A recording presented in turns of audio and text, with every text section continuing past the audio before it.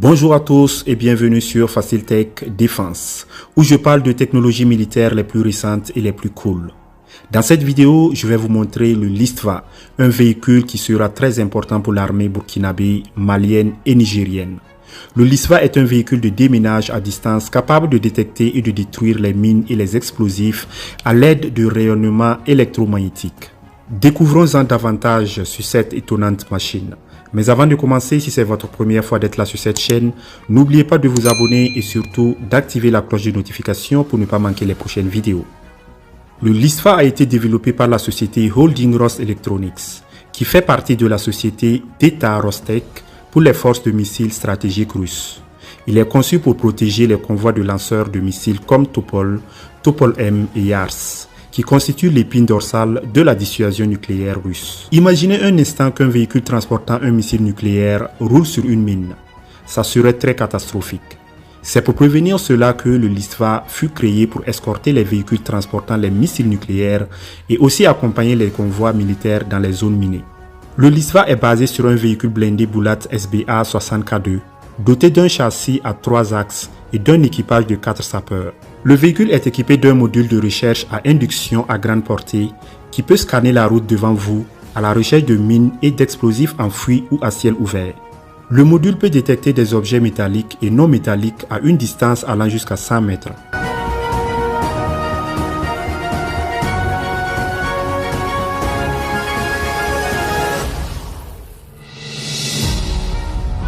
L'armée burkinabé, par exemple, lors de certaines opérations, perd beaucoup de temps et des hommes à cause des mines.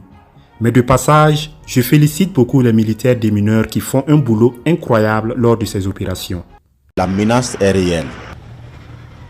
Les mines sont la cause de la mort de plusieurs usagers de la route, soldats comme civils. Les démineurs prennent la donne en compte. Ils marchent et checkent la chaussée pour que le convoi avance. Sur la trentaine de kilomètres déjà parcourus, une dizaine de mines sont désamorcées.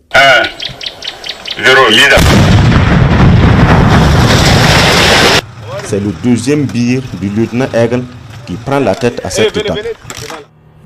Avec un véhicule Listva, l'armée pourrait déminer une route d'environ 15 km en 1 heure. Comment le Listva neutralise-t-il les menaces? Eh bien, il existe deux méthodes principales: les micro-ondes et l'émission radio. L'émetteur de micro-ondes peut désactiver ou détruire tous les composants électroniques des engins explosifs, tels que les détonateurs ou les fusibles, en les brûlant avec un rayonnement haute fréquence. L'émetteur radio peut brouiller ou déclencher tout appareil télécommandé, tels que ceux activés par les téléphones portables, en envoyant des signaux à des fréquences typiques de l'électronique civile. Le véhicule peut également utiliser un bras mécanique pour désarmer ou faire exploser toute mine activée par pression. Le Listva peut fonctionner en mode manuel et automatique, en fonction de la situation et des préférences de l'équipage.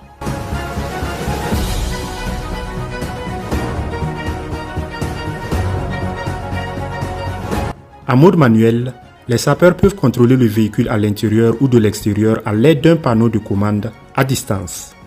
En mode automatique, le véhicule peut suivre un itinéraire prédéfini ou un véhicule de tête à l'aide d'un système de navigation.